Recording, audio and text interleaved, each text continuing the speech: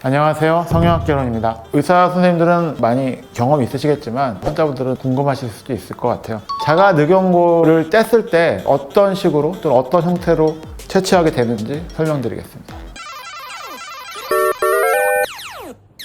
제가 한 몇 년 전부터 늑연골을 떼면서 이런 것 좀 한번 보고 싶다라는 생각이 있어서 한번 사진을 좀 꾸준히 좀 찍어 봤습니다. 이게 이제 저희들이 수술할 때 쓰는 판이고요. 도마 같은 거죠.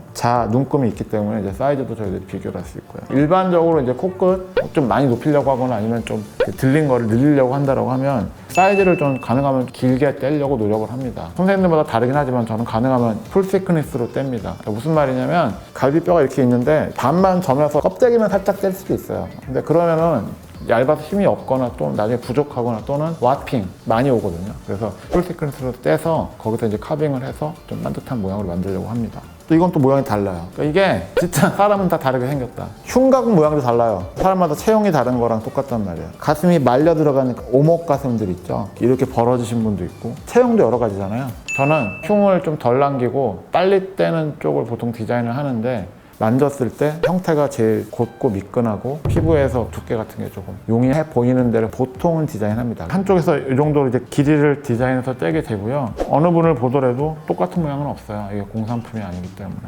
또 모양이 다르죠. 이게 두꺼운데 또 약간 다른 분보다 조금 짧은 형태도 있어요. 체격이 작고 이러면 또 이럴 수 있고요. 근데 이것도 거의 뭐 3cm 정도 길이가 나오기 때문에 코 끝에 사용하는 데는 크게 문제는 없습니다. 이분은 진짜 짧네요. 코가 작고 이러면은 이 정도면 되겠다. 또 이런 경우 굳이 절개를 많이 하거나 뭐 더 무리할 필요는 없겠죠.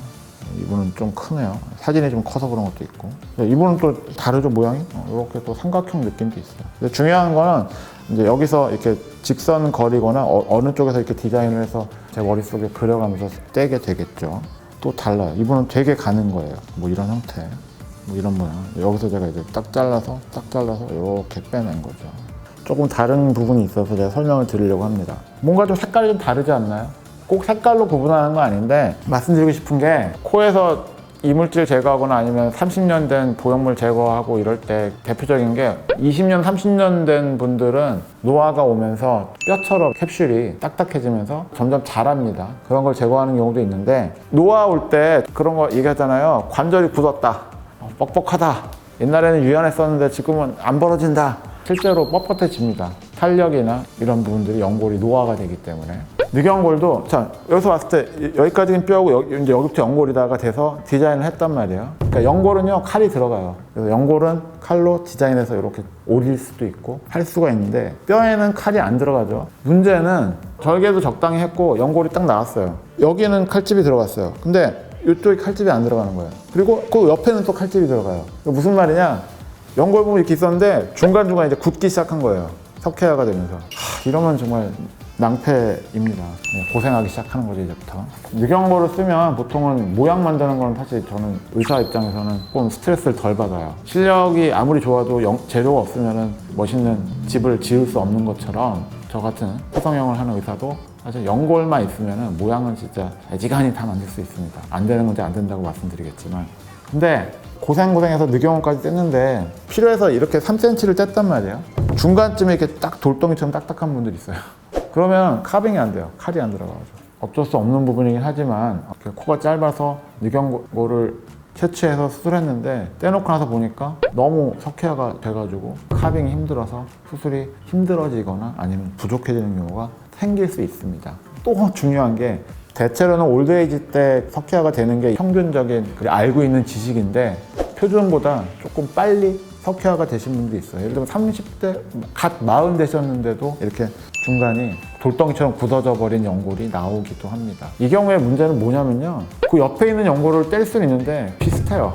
여기는 석회가 하는데 바로 옆에는 안 오고 이런 경우는 별로 없거든요. 그래서 이렇게 되는 경우도 변수가 될 수 있다는 거 거의 대부분 생각 못 하시거나 모르실 거라서 한번 설명드리겠습니다. 그래서 보면은요, 이렇게 하얀 부분이 이제 연골의 겉에 부분이고 속에는 이렇게 노랗게 돼 있어요. 피질골하고 뼈의 그 겉에 딱딱한 부분하고 안에 골수 부분이죠. 그거의 색깔은 다른 건 맞는데 아까처럼 겉에 색깔이 뭔가 이렇게 탁하게 돼 있는 분들 만져보면 진짜 뼈처럼 딱딱하게 굳어져 있는 분들 있을 수 있다라는 거. 다 보면은 이제 이런 거 잘 나왔죠.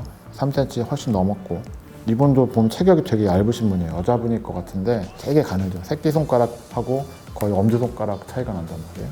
이거 잘 나왔네요. 이런 거가 되게 좋은 겁니다. 쓰기 정말 좋습니다. 반듯하고 번듯하죠. 딱 보더라도 쫙 길고 딱 튼튼하고, 그러니까 이런 게 사실은 카빙 해놓고 하면 사실 어느 정도 반듯한 모양, 이런 정도라면 사실 콧대가 살짝 늘만도 해요. 이렇게 나오기를 바라는데 이게 다릅니다. 진짜 체격이 좀 크고 젊으시고 그런 분들이 좋아요. 대체적으로 뭐 나쁘지 않고 똑같은 게 하나도 없죠. 이게 제 수술할 때 쓰는 나이프의 손잡이 부분인데 여기도 이렇게 자가 그려져 있습니다. 이것도 보면 3cm가 넘죠. 이거는 떼면은 바로 이렇게 식용수에 담가 놓거든요. 이거는 2개 뗀 게 아니고요. 뗄 거 떼고 쓰고 나서 남은 겁니다. 길이는 많이 다 쓰는 경우가 있지만 동그란 형태이기 때문에 이게 다 들어가면은 자리가 없어요. 그리고 모양도 안 좋고, 그래서 기둥 모양으로 깎아서 수술을 하는데 하고 나면은 이만큼이 남아요. 요게 이렇게 동그랗게 돼 있잖아요. 여태까지 봤던 그 늑연골이랑 모양이 다르죠. 요게요, 겉에 피질골, 그게 하얗고 그 힘을 받는 단단한 부분이에요. 그래서 요거를 깎으면 이렇게 대패처럼 깎을 수 있거든요. 요걸 이렇게 깎을 수도 있고 이렇게 깎을 수도 있고, 뭐 그거는 이제 제주껏 이제 깎는 건데, 깎고 나면요 바로 이렇게 말려요. 무슨 말이냐, 간단히 얘기하면 두께가 다르고 밀도가 다르기 때문에 깎고 나면요 위아래가 다른 거예요. 뭐 이런 식으로 보통 휘죠. 만약에 콧대에 넣었을 때 일단 모양을 해야 되니까 이렇게 깎는단 말이에요. 근데 이렇게 불규칙한 모양을 가지고 이거는 좀 돼요. 이렇게 되는데 이렇게 동그랗거나 이런 모양을 아무리 반듯하게 깎아놔도 이렇게 피질골하고 안에 있는 골의 그 강도의 차이, 이런 것 때문에 이렇게 휜단 말이에요. 그래서 그걸 이제 방지하기 위해서 콧대에 넣는 경우라고 하면 미리 이렇게 깎아 놓은 다음에 식용수에 넣고 이제 한 30분 최대한 이렇게 놔둡니다. 이렇게 돌아가 있으면은 또 반대로 또 깎는 거예요. 그게 저희들이 이제 와핑을 예방하는 방법 중에 하나죠. 이거는 보면 이제 조각이 많이 나 있죠. 그러니까 뭐 예를 들면 그 기둥을 세우고 필요하면 또 하나 더 넣고 필요하면 또 끝에도 올려야 되고 하니까 이제 이렇게 자르게 되죠. 깎다 보면 이렇게 끊어지는 것도 있고. 이건 남은 거니까요. 이거는 더 남은 게 없네요. 자, 이거는요 개인 차에 따라서 차이가 많이 나고, 위치에 따라서도 차이가 많이 나고, 피부에 따라서 차이가 많이 나고, 그러니까 개인 차가 많기 때문에 뭐 크게 저건 없는데, 대개는 이런 느낌들이 이제 늑연골 떼고 난 형태인데, 이렇게 처음에는 이렇게 착색이 많이 되는 사람도 있을 것이고, 근데 이런 거는 시간이 좀 지나면 좋아지죠. 근데 단 얼굴이랑은 완전히 다릅니다. 제가 매번 말씀드리지만 얼굴 피부랑 몸 피부랑은 따로 놀아요. 나는 원래 얇아, 나는 되게 고와 라고 생각하지만 몸은 안 그럴 수 있어요. 또는 얼굴은 되게 두꺼운데 몸에 있는 피부는 되게 얇으신 분도 있고, 조그맣지만 이렇게 좀 착색이 처음에 된다. 근데 요거는 시간 지나면 좀 흐려지겠죠. 피부 희신 분들은 착색이 별로 안 되신 분도 있고. 그래서 보통은요 곱게 이렇게 선으로 남게 하는 걸 저희들이 목표로 하고요. 몸에서 수술하는 흉터들의 종류는 사실 이 정도가 거의 현실적인 한계라고 생각하셔야 돼요. 단 이게 이제 뭐 몇 년, 뭐 5년, 10년 된 건 아니기 때문에 시간 지나면서 뭐 조금은 좋아질 겁니다. 여러분들 경험해 보시거나 보신 분들은 아시겠지만, 성형외과 수술이 아닌 보통 이제 가슴 쪽이거나 아니면 배 쪽에 절개를 하는 수술들은 사실 흉터들이 많이 남아요. 그게 제가 또는 성형외과 의사가 꿰매면 조금 낫긴 하지만 어쩔 수 없습니다. 피부 특성상 어쩔 수 없다. 자, 운전면허를 땄어요. 첫 차를 살 거예요. 자, 그럼 첫 차는 뭐가 나한테 맞는가? 뭐 할까요? 뭐 페라리, 람보르기니 이런 거. 난 카푸어 돼도 상관없다. 이래서 뽑는 게 맞냐?